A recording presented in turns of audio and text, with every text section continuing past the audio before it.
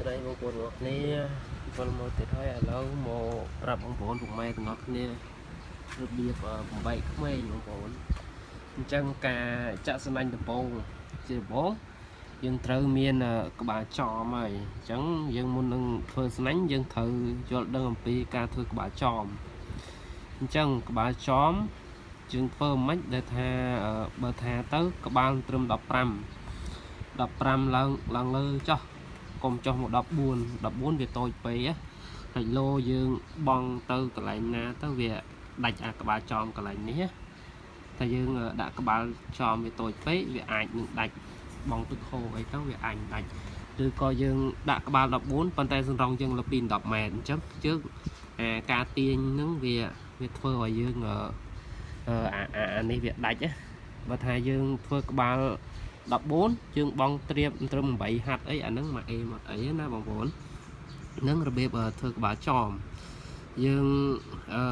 លើថាចាស់គាត់និយាយណាខ្ញុំភាគច្រើនខ្ញុំធ្វើត្រឹមតែក្បាល20 21អីទេចុះមកត្រឹមក្បាល15អញ្ចឹងលើចាស់គាត់និយាយថាកាលណាក្បាលចំនេះវាកាន់ធំអាហ្នឹងវាចាប់ត្រីស្រួលណាបងប្អូនបូកផ្សំនឹងបើយើងចង់របៀបថាបំបែកក្មេងរហូតដល់ត្រឹម8ហាត់អញ្ចឹងយើងចុះទៅអានត្រឹម7បំបែកក្មេងហ្នឹងយើងបំបែកទៀតទេអញ្ចឹងយើងចុះពីត្រឹមក្មេងទៅក្រោមហ្នឹងទៅដល់ជើងហ្នឹងយើងចុះធ្វើម៉េចឲ្យបាន2ម៉ែត្រឬក៏1ម៉ែត្រកន្លះអាហ្នឹងស្រួលចាប់ត្រីយកមកអញ្ចឹងយើងកុំនិយាយវែងឆ្ងាយទៀតយើងមកនិយាយការបំបែកក្មេងអញ្ចឹងបំបែកក្មេងបងប្អូននេះក្បាលចំអញ្ចឹងបើយើងអត់ចង់បំបែកពីលើតែម្ដងទេយើងធ្វើម៉េចចុះបាន1កាឡាពីក្បាលចំនេះយើងចុះមកជុំវិញ1កាឡាចេះមកយើងចាំបំបែក